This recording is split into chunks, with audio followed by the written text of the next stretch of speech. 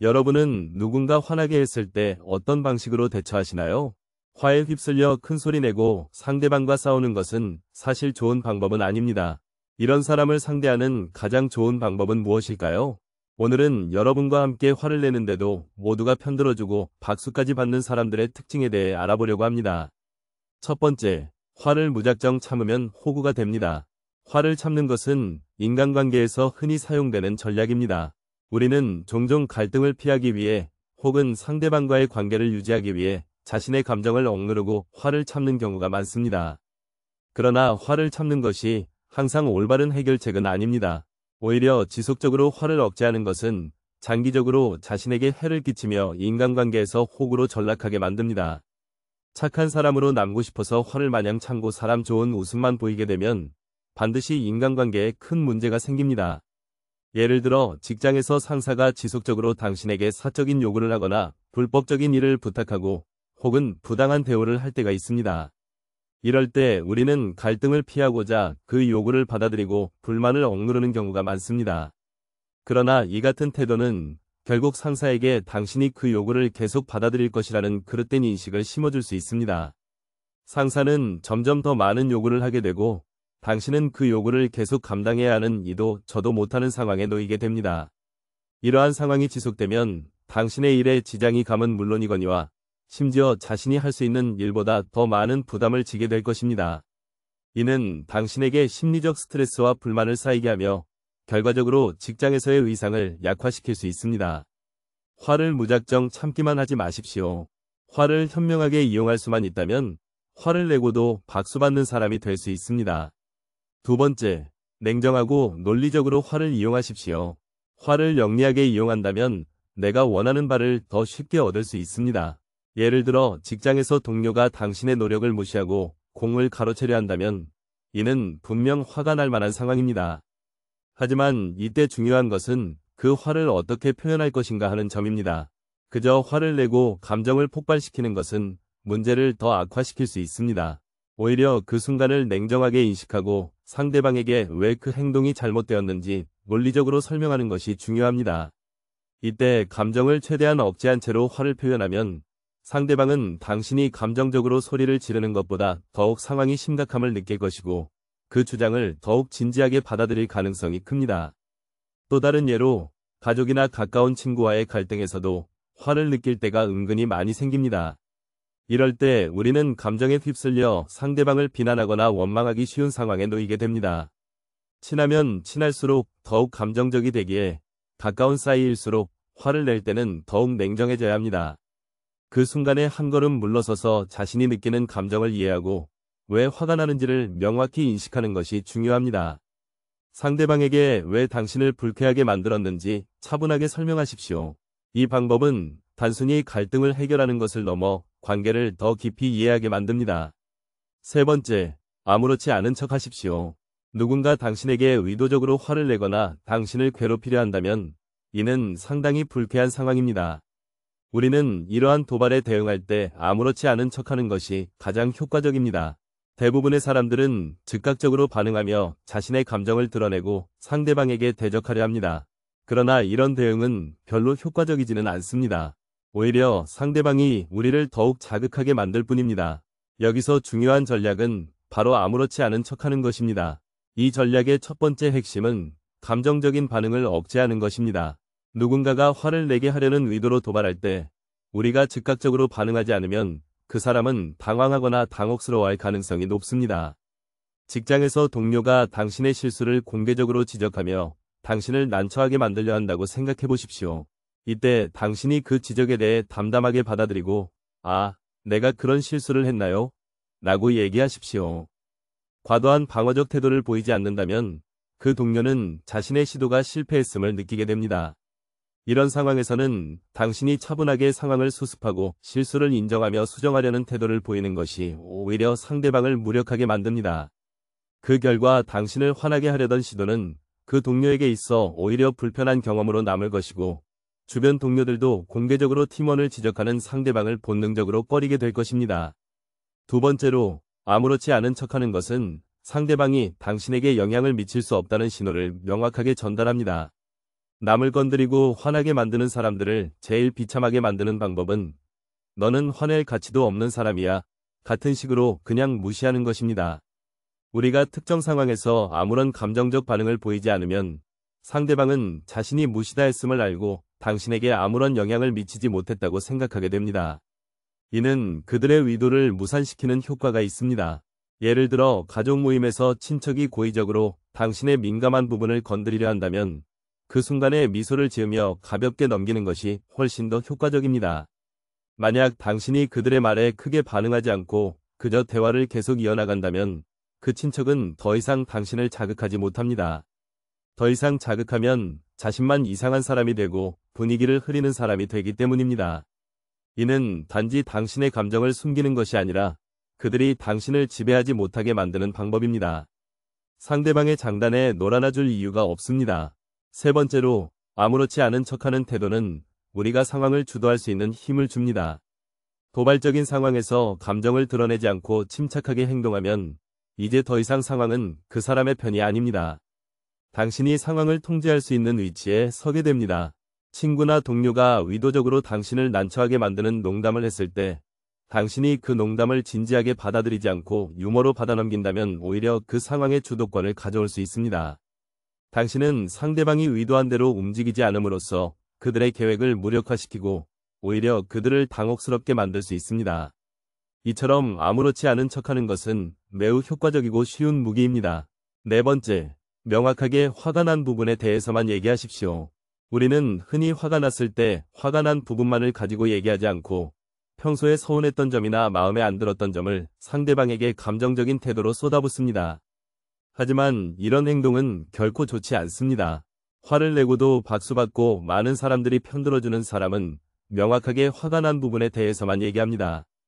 화는 안 좋다고만 배웠고 화를 내는 사람은 성격이 안 좋은 사람이라고 배웠지만 화를 내는 그 행동이 긍정적으로 받아들여지는 사람이 있습니다. 그들은 화를 내고도 주변으로부터 박수를 받고 많은 사람들을 자신의 편으로 끌어당깁니다. 이들은 화가 나서 상대방에게 감정을 표현할 때 명확하고 동시에 공감할 수 있는 이유를 가지고 있습니다. 그들은 자신의 화가 단순한 감정의 표출이 아닌 상황을 개선하기 위한 목적으로 이루어진다는 점을 분명히 합니다. 예를 들어 직장에서 프로젝트를 이끌던 리더가 팀원들의 실수로 인해 중요한 마감 기한을 놓쳤을 때 그는 분명히 분노를 표출할 수 있고 팀원들은 상사의 말이기에 별다른 반박 없이 그 화를 듣고만 있을 것입니다. 그러나 화를 내고도 박수받는 사람은 단순히 팀원들을 비난하는 데 그치지 않고 그 실수가 왜 발생했는지를 분석하고 같은 실수가 반복되지 않도록 개선 방안을 제시합니다. 이러한 경우 리더의 화는 건설적인 비판으로 받아들여지며 팀원들은 오히려 그의 리더십에 감탄하게 됩니다. 또한 이들은 화를 내는 과정에서 자신을 통제할 줄 압니다. 화를 내는 순간에도 그들은 이성적인 판단을 유지하며 감정이 지나치게 격해지지 않도록 조절합니다. 이러한 사람들은 화를 내더라도 상대방을 무시하거나 공격하지 않고 문제의 본질에 집중합니다. 화를 내고도 박수를 받는 사람들은 그들의 행동이 일관되며 공정하다는 특징이 있습니다. 그들은 특정 상황이나 사람에 따라 다르게 반응하지 않으며 항상 동일한 기준을 유지합니다. 이러한 일관성은 주변 사람들에게 신뢰를 형성하게 하며 그들이 화를 낼 때에도 그것이 정당하다는 인식을 심어줍니다. 명확함, 일관성을 명심하십시오. 다섯 번째, 상대를 제풀에 지쳐나가 떨어지게 하십시오. 상대가 화를 내거나 나를 감정 쓰레기통 취급한다 해도 굳이 화를 내거나 마음속 깊은 곳에 담아두고 고통받지 마십시오. 오히려 나에게 피해를 끼치는 이런 사람들을 제풀에 지쳐서 나가 떨어지게 만드십시오. 이를 위해 가장 효과적인 방법은 다음의 세 가지 방법이 있습니다. 첫째, 상대의 자극적인 말을 가슴에 담아두지 말고 무시하십시오. 둘째, 눈을 부릅뜨고 상대를 뚫어지게 쳐다보며 아무 말도 않거나 오히려 친근하게 웃어주는 것입니다. 셋째, 상대가 부주의하게 내뱉은 말이라면 아예 무시하고 잊어버리는 것입니다. 이 세 가지만 지켜도 상대방은 당황하게 되고 오히려 제풀에 지쳐서 당신을 떠나게 됩니다. 상대가 자극적인 말을 뱉는다고 해서 굳이 그의 반응에 욱하거나 슬퍼할 필요가 없습니다.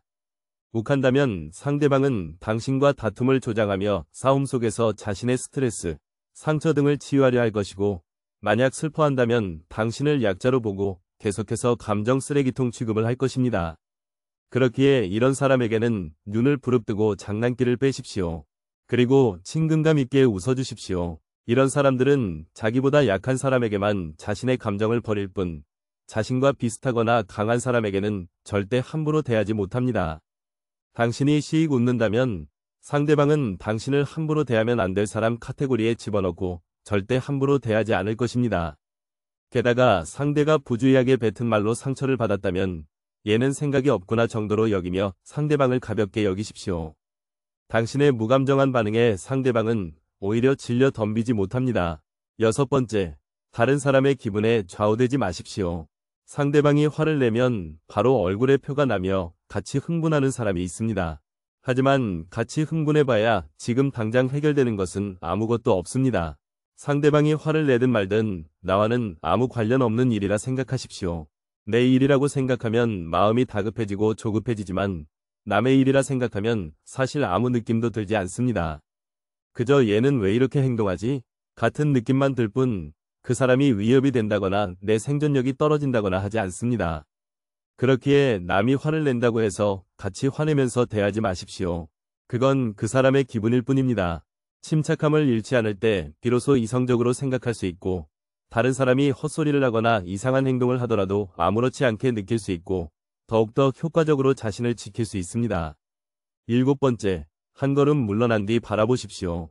분노에 휩싸이면 감정 조절이 잘 되지 않습니다. 사람이라면 얼마든지 충동적으로 행동할 수 있습니다. 하지만 그럴수록 한 걸음 물러서서 모든 것을 잠시 멈추고 자신의 감정과 행동을 되돌아봐야 합니다.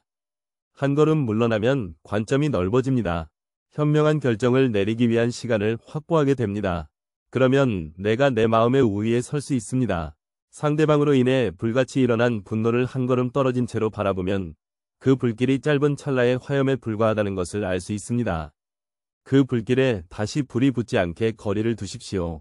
한 발 물러선다는 것은 상황을 회피하는 것을 말하는 것이 아닙니다. 감정과 행동 사이에 거리를 두는 것을 의미합니다. 이렇게 거리를 두는 것은 나를 지키는 방법입니다. 이렇게 거리를 두었다면 잠깐 보복의 감정은 머릿속에서 잊으십시오. 그리고 자신의 삶에 있어서 긍정적인 것에 집중하십시오. 우리에게 기쁨을 주는 취미나 활동에 참여하거나 기분을 좋게 만드는 일에 집중하십시오. 이러한 주의 전환은 오직 복수밖에 모르던 나를 과거의 아픔에서 벗어나게 하는데 도움이 됩니다. 그것은 마치 따스한 빛으로 가득 찬 꽃밭처럼 화로 가득 찬 불같은 마음을 달래줄 것입니다. 순간의 분노에 휩쓸리지 말고 한 발짝 물러나십시오. 한 걸음 뒤로 물러나 머리를 식힌 후 복수의 이유를 명확히 규정하십시오. 정직한 사람은 스스로를 다스리지만 정직하지 않은 사람은 그저 스스로의 욕망에 지배당합니다. 상대방에게 복수를 하고자 한다면 먼저 자신에게 정직해야만 하는 이유입니다. 상대에게 복수를 하기 전에 먼저 자기 자신과 대화를 나누며 상대에게 복수하고 싶은 이유를 차근차근 생각해보고 스스로에게 솔직하게 말해보십시오. 만약 그 이유가 정당하거나 확실치 않다면 당신은 절대로 상대에게 어떠한 복수를 행해서는 안 됩니다.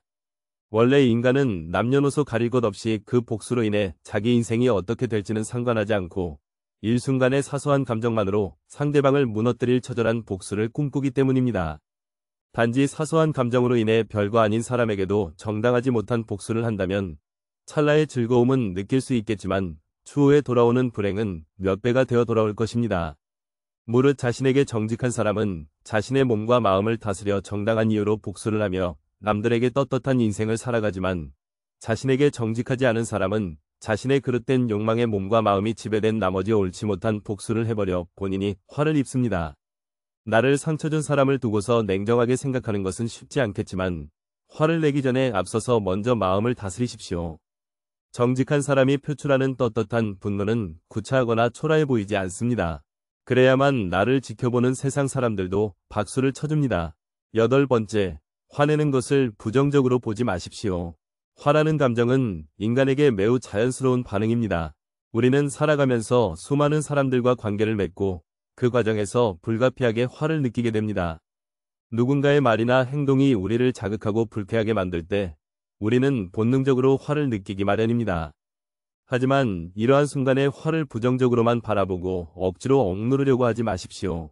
차라리 어떤 방식으로 화를 낼 것인지 고민해야 합니다. 화를 적절히 내는 것은 스스로의 감정에도 인간관계에도 큰 도움이 되는 일입니다. 화를 내므로써 우리는 자신을 지킬 수 있고 더 나아가 상황을 긍정적인 방향으로 이끌어낼 수도 있습니다. 화를 느낄 때 그 감정을 억누르기만 하는 것은 결코 최선의 방법이 아닙니다. 억눌린 화는 결국 터져나와 자신과 타인에게 해를 끼치기 때문입니다. 9번째, 화에 휩쓸리지 말고 이용하십시오.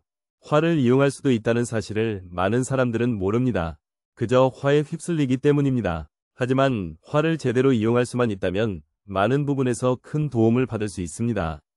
화는 사람을 과감하게 만들어줍니다. 화는 자신이 부당하거나 불공평한 취급을 받았을 때 혹은 자신이 타당하다고 생각하는 것을 하고자 하는데 타인에게 방해받았을 때 일어나는 감정입니다. 이러한 화의 에너지를 긍정적으로 사용한다면 실패에도 굴하지 않는 힘을 가질 수 있습니다. 사람에게 필요하지 않은 것은 진화 과정을 거치며 유전자에서 소멸해 왔습니다. 하지만 화라는 감정은 현재 우리 안에 있습니다. 그것은 화가 우리에게 필요하기 때문에 없어지지 않고 아직도 남아있는 것입니다. 다만 화라는 감정을 폭발적인 행동에 전가하거나 감정적인 상태에서 무모한 행동을 하면 감정이 앞선 나머지 실수할 수 있기에 화에 지배되지 않게 가슴은 뜨겁지만 머리는 냉정하게 유지하십시오. 똑똑하게 그저 화를 잘 이용하십시오. 10번째, 굳이 복수하려 하지 마십시오. 누군가 당신을 화나게 했다 해서 굳이 보복하려고 하지 마십시오. 그냥 내 사람에게 먼저 잘해주십시오. 나를 화나게 한 사람에게 보복하고 싶다면 내 사람에게 먼저 잘해주십시오. 진정한 복수는 상대에게 직접 보복하는 것이 아닌 행복하게 사는 모습을 보여주는 것입니다. 행복하게 산다는 것은 단지 돈만 많이 버는 것이 아닙니다. 돈도 벌고 마음도 평온하게 사는 것이 중요합니다. 그러나 가장 중요한 것은 가족과 함께 행복하게 사는 것입니다. 돈이 많고 시간이 남아도 가족과 행복하지 않으면 진정으로 잘 사는 것이 아닙니다. 복수를 꿈꾸며 많은 사람들이 저지르는 실수는 가족과 자신을 소홀히 하는 것입니다. 복수에 집착하다 보면 오로지 돈과 성공에 매달리게 됩니다. 하지만 그런 돈과 성공이 가족과 나의 행복을 위한 것이 아니라 상대방을 부러워하게 만들기 위한 것이라면 결국에는 행복하지 않은 것으로 나중에 큰 후회를 하게 됩니다. 결국 복수는 허무하게 끝납니다. 복수를 하려거든 두 개의 무덤을 파라는 공자의 말처럼 복수는 나 자신과 내 가족에게도 큰 상처를 줍니다. 진정으로 복수하는 첫 번째 방법은 복수를 잇는 것입니다. 대신 내가 잘 사는 길을 선택해야 합니다. 가장 중요한 것은 내 가족과 나에게 잘하는 것입니다. 그러다 보면 어느 순간 복수하려는 생각 자체를 잊게 됩니다. 복수 대상이 떠오르지도 않고 그 존재가 무의미해지는 순간이 옵니다. 이때 중요한 점은 비교하지 않는 것입니다.